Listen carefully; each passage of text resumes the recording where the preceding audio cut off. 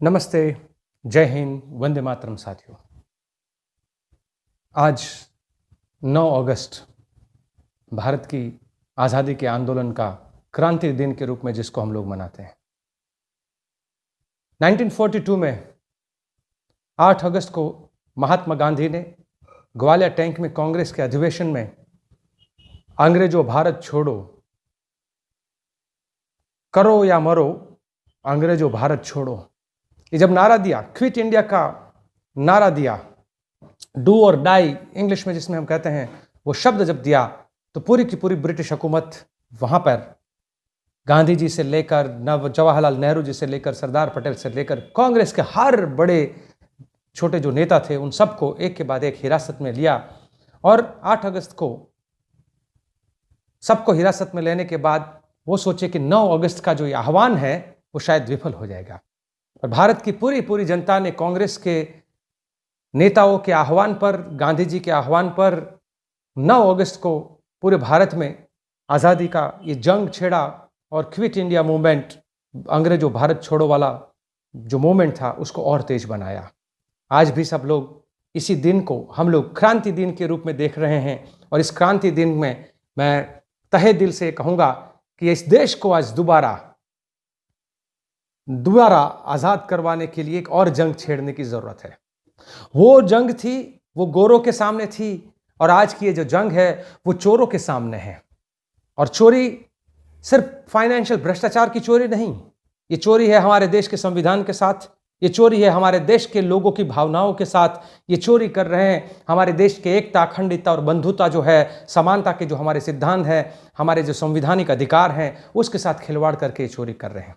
इस देश में आज के जो शासक हैं भारत के, वो भारत के शासक ने देश में एक दुर्योधन और दुशासन की तरह पूरा कुशासन फैला के रखा हुआ है।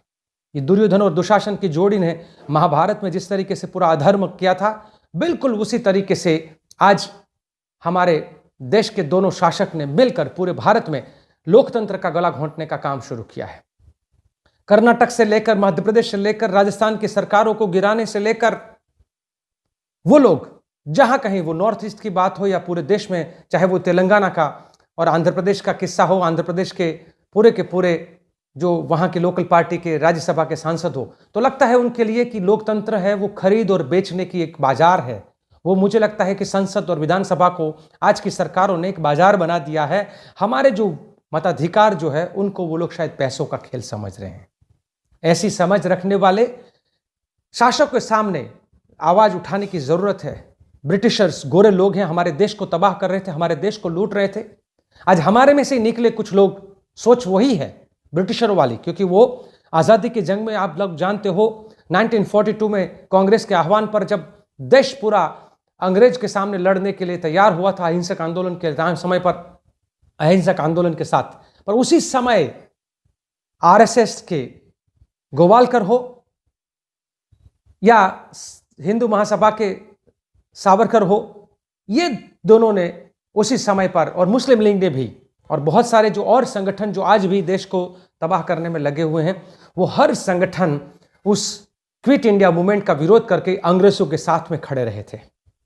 इन लोगों ने आज हमारे देश के लोकतंत्र के हिसाब से बनी हुई हर संवैधानिक संस्था, वो चाहे हमारी जुडिशियल सिस्टम हो, चाहे हमारे सीबीआई हो, चाहे हमारी आरबीआई हो, चाहे हमारा इलेक्शन कमीशन हो, हर किसी को कमजोर करके अपनी कठपुतली बना कर रख दिया है। और आज के आज़ादी के जंग में, और इसीलिए मैं आप सबको, पूरे सेवा दल के साथियों को और पूरे कांग्रेस के साथियों और देश की जनता को कहूँगा कि आइए, आज़ादी का दूसरा जंग है, हम शुरू करें। और हमारे देश में मिली हुई आज़ादी लाना एक बात है, पर आज़ादी को बचाना एक दूसरी बात है। और इस आज़ादी को बचाने के लिए, लोकतंत्र को बचाने के लिए, हमारे देश के संवैधानिक अधिकारों को और संविधान को बचाने के लिए ये 9 अगस्त को फिर से क्रांतिकारी आह्वान करते हैं और कहते हैं कि हम पहले लड़े थे गोरों से, अब लड़ेंगे इन चोरों से।